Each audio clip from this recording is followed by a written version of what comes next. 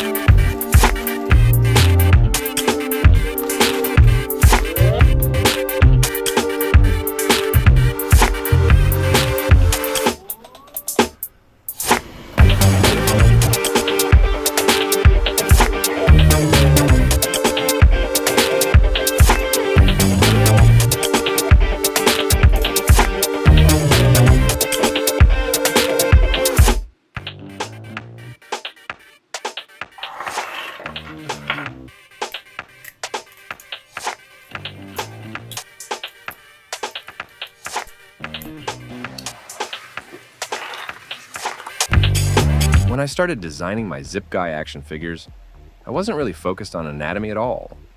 I knew my anatomy skills weren't great yet. What I did have was this weird idea I wanted to test immediately. Ball-jointed dolls use elastic bands for articulation. So I thought, why not use zip ties as action figure joints? They're made of nylon. They're tough, flexible, and self-lubricating.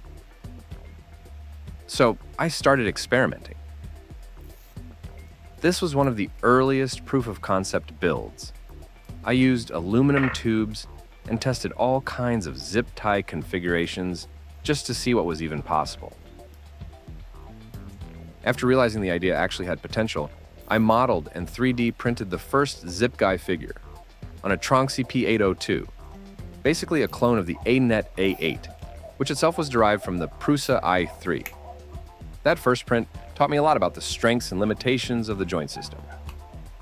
And as you can see, it barely even looked human. At that stage, I honestly didn't care about realism. I only cared whether the system worked. And somehow, it actually did.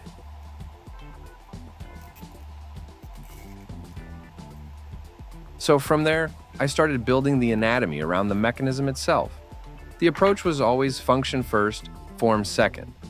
And because the zip tie structure needed internal space, the early Zip Guy figures ended up heavily stylized.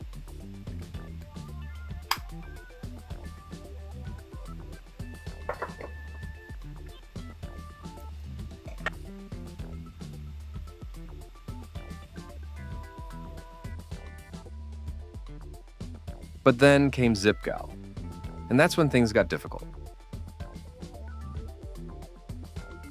I thought making a female version would be straightforward.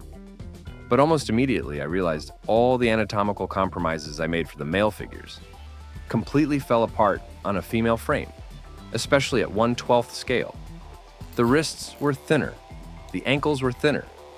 There was way less room to hide the zip tie structures internally. On a larger scale figure, these problems are much easier to solve. But one of my goals with Zip Guy has always been accessibility. I want people with basic printers, even older machines like an Ender 3, to be able to print these figures successfully. The second goal is scalability. The figures should still work at 200% scale or larger, assuming you can find large enough zip ties. That's why, over the years, I kept teasing the project, and then quietly going back to the drawing board. Every time I learned something new, I started seeing more flaws that needed fixing. But the technical problems weren't the only thing slowing me down.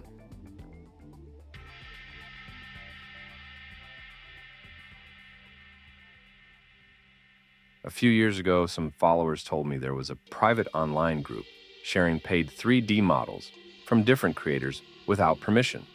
And unfortunately, some of my files were already being distributed there. At the time, I took that really hard. But what bothered me the most was seeing people actively waiting for ZipGal to release just so they could pirate it immediately.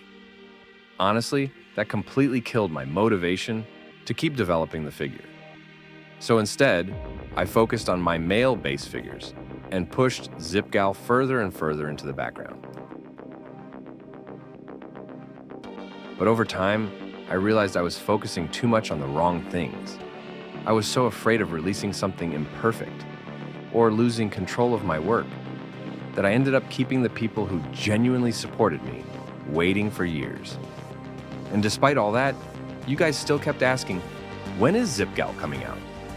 And the truth is, as a creative person, I get deeply attached to my projects. I have a hard time letting them go. But I've realized that holding onto them forever doesn't help anyone. It stops you guys from enjoying the work. And it stops me from moving forward and creating better things. So this time, for real, 2026 will finally be the year ZipGal releases. Yeah, you heard that right. I've said it publicly now, so you can all hold me accountable. I only have one request. Please don't share, sell, or redistribute my models, or any other creator's work, without permission. A lot of time, experimentation, failures, and passion go into making these projects.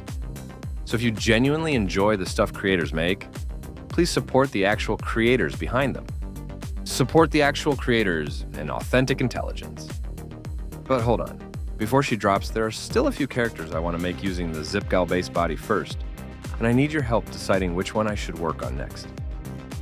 So let me know in the comments which of these two characters you'd like to see first. And honestly, even though ZipGal has been one of the most frustrating projects I've ever worked on, it's also probably the one that taught me the most about engineering, anatomy, and even myself as a creator. Anyway, speaking of creating, one of the weird things about being a content creator is that opportunities start showing up outside your usual niche. Most of them aren't paid collaborations or sponsorships, but sometimes they're still interesting enough that you just want to check them out.